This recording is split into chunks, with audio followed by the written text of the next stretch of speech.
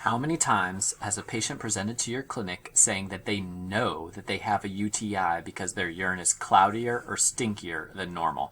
This is extremely common as a chief complaint and often gets antibiotics thrown at it.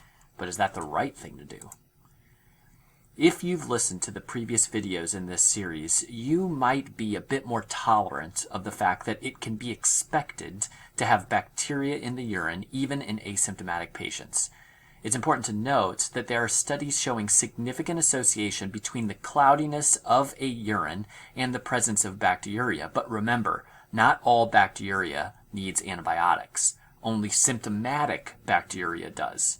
More on this in a future video. Association is not causation, though. You know that when you hear thunder, it's probably raining somewhere, and you should probably pack an umbrella. Cloudiness can be associated with bacteria, and bacteria may need to be treated. But what if you're not really hearing thunder? What if you're hearing a train, maybe, running down the tracks where you're standing, and the only thing that you have protecting you when you misidentify that noise is that umbrella that you brought for the potential rain?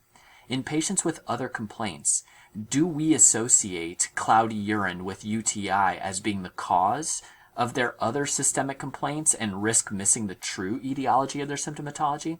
Just because we can find bacteria in patients with multiple complaints does not mean that the bacteria is the source of their complaints, and doesn't mean that antibiotics are needed to make them feel better. Indeed, inappropriate attribution of cloudy, stinky urine to the clinical syndrome may anchor us on the wrong diagnosis and create long-term harm. In some really delightful pee-sniffing studies that are fun to imagine what the study designers were making their fellows do, urinary odor had poor positive predictive value for bacteria.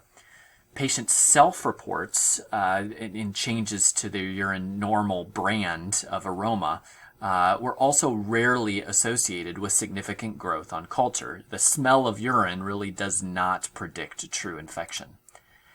And really, neither does the appearance, even though I will admit that this is a little bit more borderline. Some studies have shown that cloudiness may be associated with bacteria, though its absence can't necessarily rule it out. These are two studies here where sensitivity ranged from 12 to 80%. The positive predictive values were around 40 to 50% range.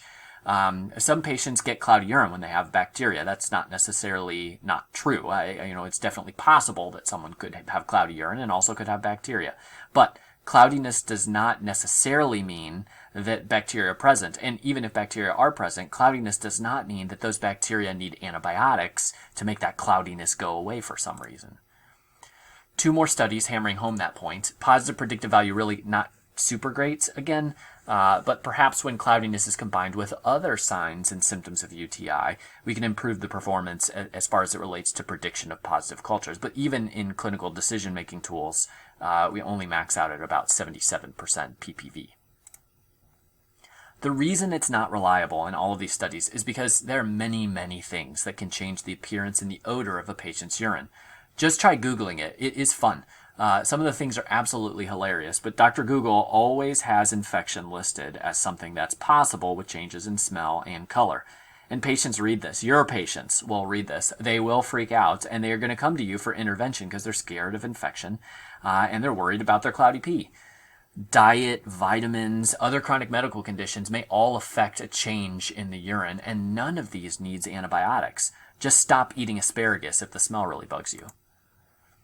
You may have heard that changes to the urine odor or appearance are predictive of UTI, but the lie detector found that that was a lie.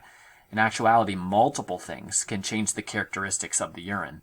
There may be some association with cloudiness and bacteria, but remember that bacteria does not always have to be treated. See our previous video about the topic.